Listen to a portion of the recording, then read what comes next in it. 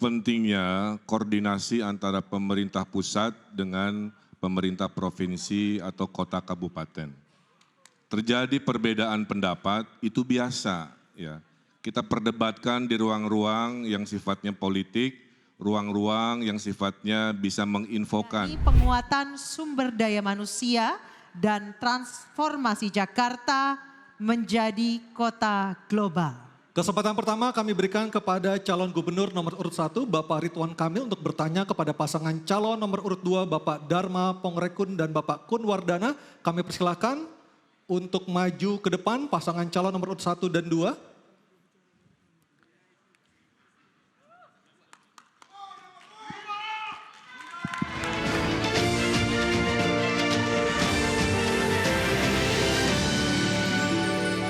Terima kasih pemirsa, Anda masih bersama kami. Di debat pertama, calon gubernur dan calon wakil gubernur DKI Jakarta tahun pemilihan 2024. Dan saat ini kita akan memasuki segmen keempat, segmen yang lebih seru, jauh lebih seru dibandingkan segmen-segmen sebelumnya. Dan kami mengingatkan kepada seluruh hadirin untuk tetap mematuhi tata tertib. Hadirin dan pemirsa, pada segmen sebelumnya pertanyaan dibuat oleh tim panelis. Namun untuk segmen 4 dan 5, pertanyaan diajukan oleh para calon gubernur dan untuk jawaban dan tanggapan dapat dilakukan oleh calon gubernur maupun calon wakil gubernur. Baik, sekali lagi pertanyaan diajukan oleh calon gubernur dan bisa dijawab atau ditanggapi oleh calon gubernur maupun calon wakil gubernur. Jawaban pertanyaan nanti akan ditanggapi oleh calon gubernur dan calon wakil gubernur penanya. Selanjutnya akan direspon kembali oleh calon gubernur dan calon wakil gubernur yang menjawab. Mohon diingat para calon gubernur dan para calon wakil gubernur untuk melakukan tanya jawab sesuai dengan tema debat, yakni penguatan sumber daya manusia dan transformasi Jakarta menjadi kota global. Kesempatan pertama kami berikan kepada calon gubernur nomor urut 1 Bapak Ridwan Kamil untuk bertanya kepada pasangan calon nomor urut 2 Bapak Dharma Pongrekun dan Bapak Kun Wardana. Kami persilahkan untuk maju ke depan pasangan calon nomor urut 1 dan 2.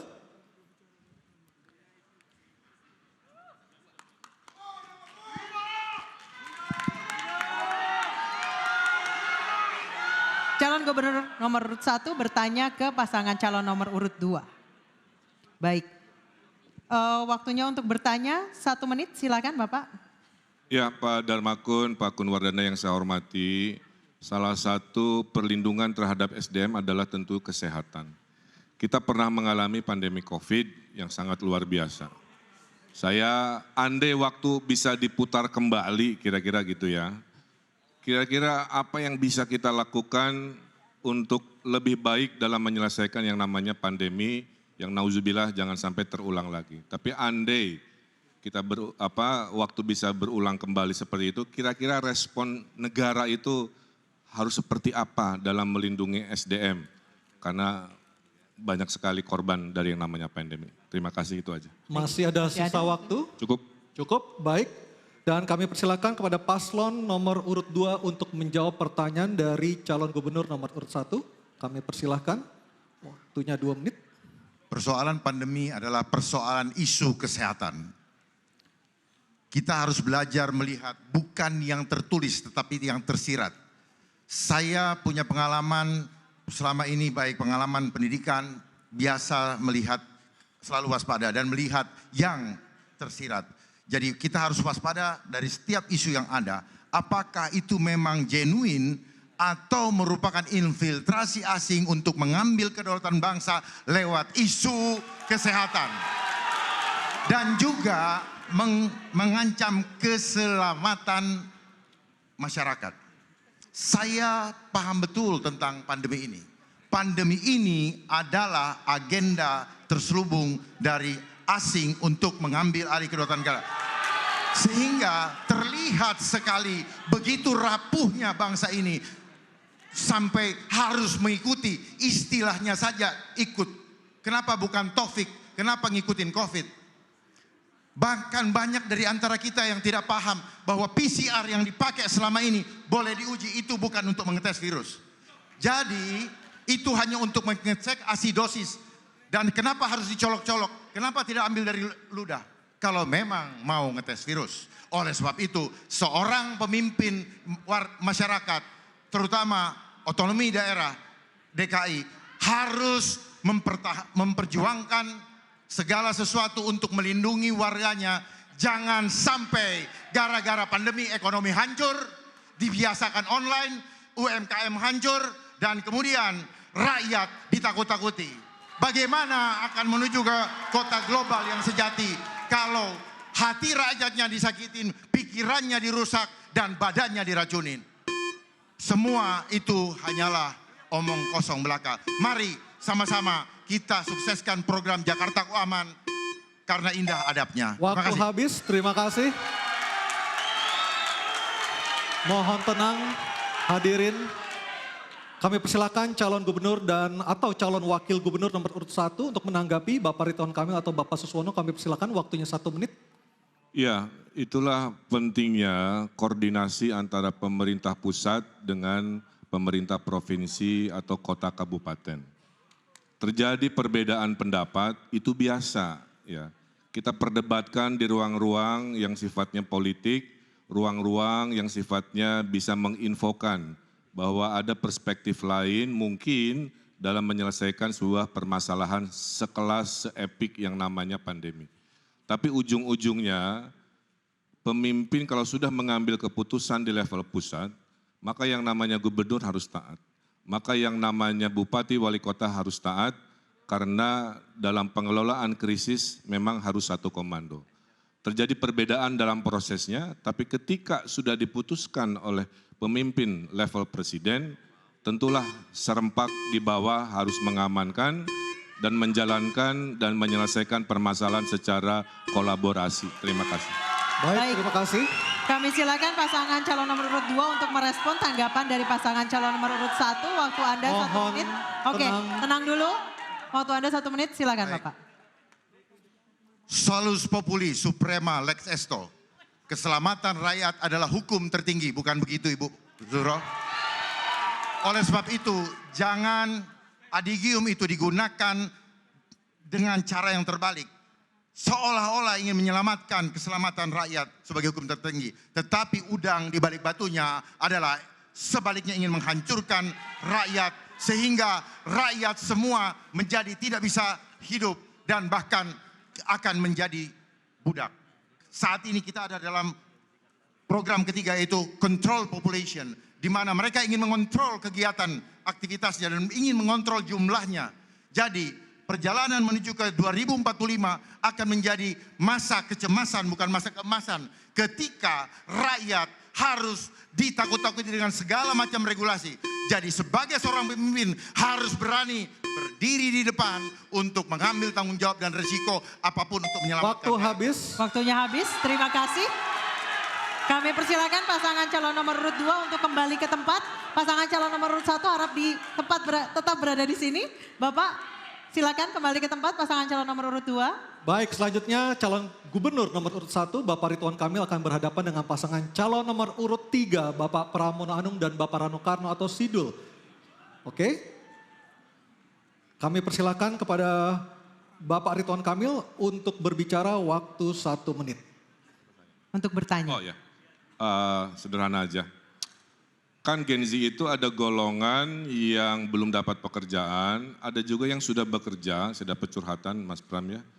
Mereka di PHK, di hitungan bulan-bulan terakhir lah kira-kira begitu. Nah untuk golongan Gen Z yang di PHK, yang sekarang lagi stres karena tiba-tiba lapangan pekerjaan berkurang, mereka kena PHK. Bagaimana kira-kira gagasan kepada mereka golongan Gen Z yang kena PHK? Saya kira sesederhana itu aja. Terima kasih. Baik, Masih ada sisa waktunya? waktu? Cukup? Cukup? Ya, cukup. Oke. Baik, kami persilakan pasangan calon nomor 3 Bapak Pramono Anung dan Bapak Rano Karno untuk menjawab 2 menit. Bapak silakan. Mohon maaf 1 menit atau 2 menit? 2 2 menit. menit. Kang Emil yang saya hormati, pertanyaannya sederhana tapi jawabnya juga sederhana. Yang pertama, bagaimana dengan Gen Z dulu? Saya punya pengalaman yang namanya Gen Z supaya dia tidak di PHK. Di tempat kami melakukan apa yang disebut dengan bisa bekerja dari manapun. Kementerian Sekretaris Kabinet telah menerapkan itu dan hasilnya produktivitasnya betul-betul tinggi dan sangat memuaskan. Sehingga dengan demikian, kalau saya menjadi gubernur Jakarta, maka program bekerja dari mana saja akan kami lakukan. Dan untuk itu, 2 hari di kantor, 3 hari di rumah. Dan mereka bisa bekerja dengan baik. Bagaimana dengan Gen-Z yang di PHK? Tentunya tanggung jawab pemerintah untuk yang pertama, kami membuka konseling 24 jam. Mereka bisa curhat apapun, mereka bisa menyampaikan unek-uneknya. Yang tidak kalah pentingnya adalah apa yang menjadi tekanan ataupun pikiran para Gen-Z ini ada tempat penyalurannya. Untuk itu konselingnya 24 jam. Nggak perlu capek-capek naik apa saja, cukup ditelepon 24 jam untuk itu. Dan dalam jangka panjang, bagaimanapun Gen-Z ini mempunyai potensi yang luar biasa, Gen-Z maupun milenial. Bagi saya pribadi, ini potensi. Ekonomi kreatif harus ditimbulkan dan mereka mau bekerja berdasarkan itu. Karena para Gen-Z ini, saya ini diajarin karena maju gubernur ini oleh anak-anak saya, oleh teman-temannya yang dulu tidak pernah terbayangkan.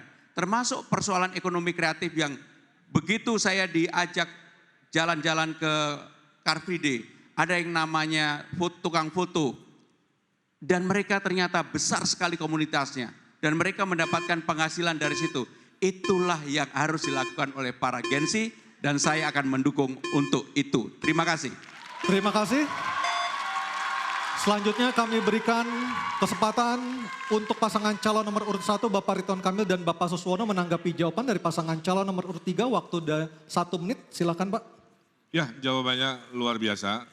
Kalau dari pasangan Ridho kami menambahi secara teknis, kalau mereka kena PHK, pasangan Ridho akan bikin program memberikan dana kekuatan sosial selama 3 bulan.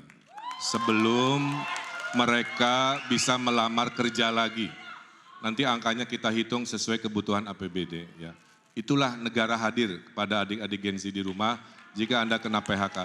Kedua, setuju work from anywhere. Bedanya insya Allah pasangan Ridho akan memperbanyak coworking yang sewanya gratis buat Gen-Z di Jakarta. Termasuk minum kopinya, karena Gen-Z ini konsumsi kopinya besar sekali dan mahal. Nanti kita kasih gratis kopinya. Yang berikutnya adalah mari fokus ke kekuatan ekonomi baru yaitu ekonomi digital, ekonomi kreatif yang akan berbeda dengan ekonomi orang tuanya yang sifatnya 9 to 5. Ya, bisa di mana saja, kapan saja. Itu dari pasangan Ridho. Waktunya sudah habis. Selanjutnya kami persilakan Bapak Pramono Anung dan Bapak Rano Karno atau Sidul menanggapi pernyataan Bapak Ridwan Kamil dan Bapak Suswono. Waktu Anda 1 menit. Secara prinsip bagi Gen-Z mereka harus dilatih untuk berkreasi. Maka kami lebih menawarkan cara-cara untuk mereka berkembang dengan apa yang dimiliki oleh mereka. Karena saya meyakini para Gen-Z ini tidak perlu semata-mata diberi gratis kopi. Tetapi juga yang lebih penting adalah bagaimana talenta-talenta mereka disupport oleh negara. Dan negara hadir untuk itu. Saya tidak membayangkan dari hal-hal kecil. Ekonomi kreatif di tingkat Gen-Z ini luar biasa. Bahkan saya membayangkan kalau para Gen-Z ini dilebatkan untuk panggung-panggung di Karang Taruna. Mereka jadi I.O. masing-masing di kelurahannya. Itu akan menjadi sesuatu income atau pendapatan baru bagi para Gen-Z dimanapun para Gen-Z itu berada. Terima kasih. Matur nuwun. Waktunya masih ada? Matur nuwun, matur nuwun. Oke, baik. Terima kasih. Kami persilakan pasangan calon nomor urut 3 untuk kembali ke tempat. Nomor urut 1 tetap di sini. Dan kali ini giliran pasangan calon nomor urut 2 dan 1 saling bertanya dan menanggapi kepada pasangan calon nomor urut 2. Oke, sudah di depan. Dan kami persilakan kepada Bapak Dharma Pongrekun bertanya kepada pasangan calon nomor urut 1, Bapak Ridwan Kamil dan Bapak Suswono. Waktu Bapak 1 menit dimulai saat Anda berbicara. Terima kasih. Kang Emil, izin bertanya bagaimana program penyerahan uang untuk RW, boleh dijelaskan bagaimana eksekusinya Pak? Agar supaya jangan sampai program yang instan ini justru habisnya di depan dan tidak berbuah atau tidak beranak justru untuk membuat masyarakat lebih sejahtera khususnya dalam bidang ekonomi mereka. Jadi maksud kami adalah apakah tidak lebih baik digunakan untuk membiayai suatu tim yang membina adab mereka sehingga masyarakat di kelurahan, di RT maupun RW bisa mempunyai industri di rumah masing-masing dan akhirnya RT dan RW bisa mendapatkan jauh lebih besar dan bermanfaat. Terima kasih. Baik.